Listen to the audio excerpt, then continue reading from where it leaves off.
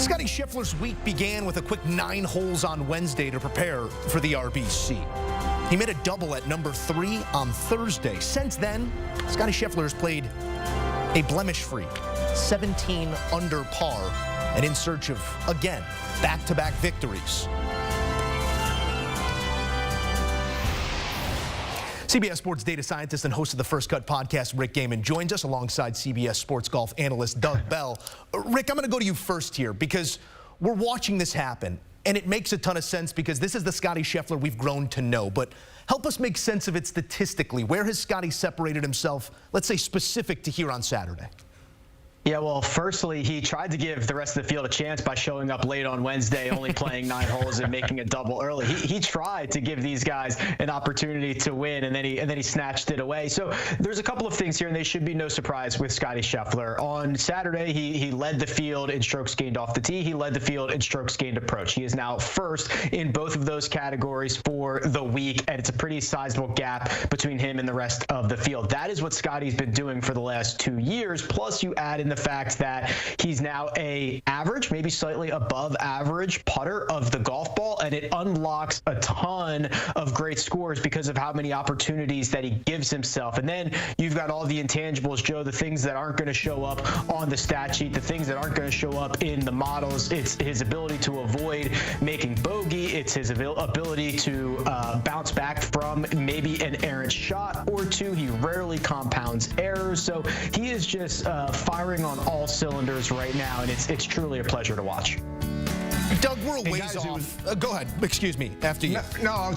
Excuse me, Joe. I was just thinking, Ian Baker Finch said, fear the beard after 16, right? So I looked it up, and he came into the Arnold Palmer Invitational with a beard. He'd had 2 weeks off, and they said, did you grow it just for this tournament? He said, no, I got lazy.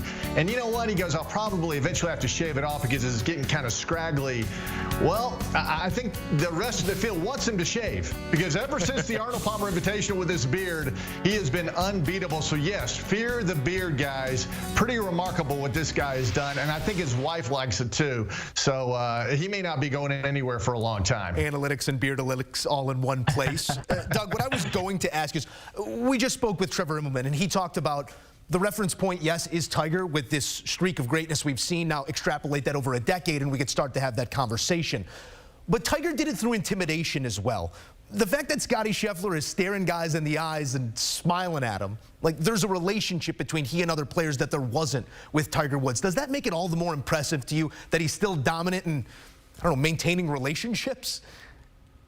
The answer to that is yes. You know, it's interesting because everybody was intimidated by Tiger. He was the Mike Tyson of the golf world, especially back in 2007 when he was the last guy to do what Scottie is doing now, and that's potentially win again over a short period of time. But I think Justin Thomas, in his interview with Amanda, said it best, and he said, listen, this is not a disparaging comment, but what he's doing is boring, because he just hits every fairway and virtually every green, and it's so boring. It's really brilliant, is what Justin Thomas was saying, and nobody can match that right now. Players are trying, and Joe, you're right. The fact that he's such a nice guy makes it even more difficult for these guys because you want to beat a Tiger. I mean, when he's going out there and he's giving you the look, but with Scottie, he smiles at you, and that's got to bug the players to death. Really, I mean, it's amazing what he's doing.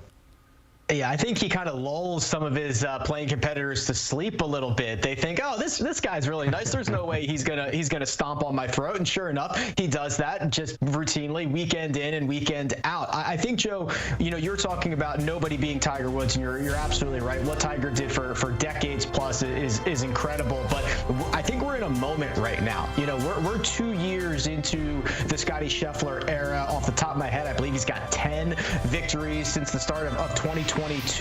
We might look back at this and say, okay, this, you know, if he wins the RBC Heritage, that's win 11 of what number and what time period, right? Is it 11 of 20? if in 4 years? Is it 11 of 40 in 6 years? You know what I mean? So this could be one that we look back at 5 or 10 years from now and say, yeah, that was one of many, and it kind of solidified his position as the #1 player in the world, and he started doing things that had only been done since Tiger Woods. I mean, I think we need to start looking at it very much historically, as opposed to just, smiling Scottie gets another one. We will not be lulled to sleep, nor will we put this in the trophy case just yet, because Sunday does await. With that in mind, Rick, is there a statistical profile or a performance that made you raise an eyebrow, said this could be the guy come Sunday? Yeah, Ludwig Åberg is super scary, and he should be, right? I mean, this is a guy who, what he's doing is so impressive because he's never seen any of these golf courses before. He's only, 10 months removed from becoming a professional, and he's basically flying with zero experience, and he's still putting up a ton of high-quality finishes, and his statistical profile is very, very strong. Since he turned pro, he's basically the second or third best player in the world behind Scottie Scheffler, maybe Rory McIlroy, maybe Xander Schauffele, maybe Jon Rahm, if you want to start throwing in a few other names. And this is a golf course that doesn't even allow him to use the vast majority of his power off the tee. So I think when you add it all up, this is a guy who's got a lot of really good game bubbling just below the surface, already twice a winner worldwide. He's the one that I think could stare down Scottie on Sunday and try to steal this one away from him.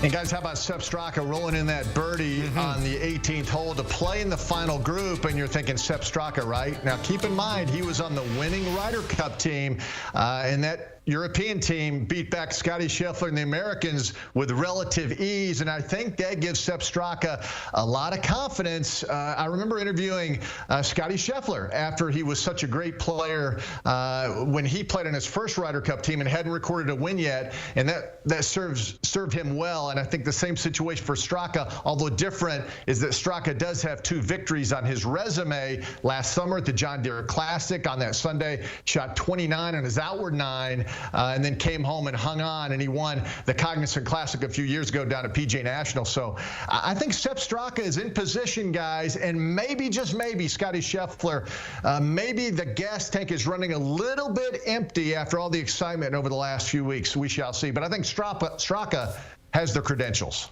Wish my empty looked like that. We have presented cases.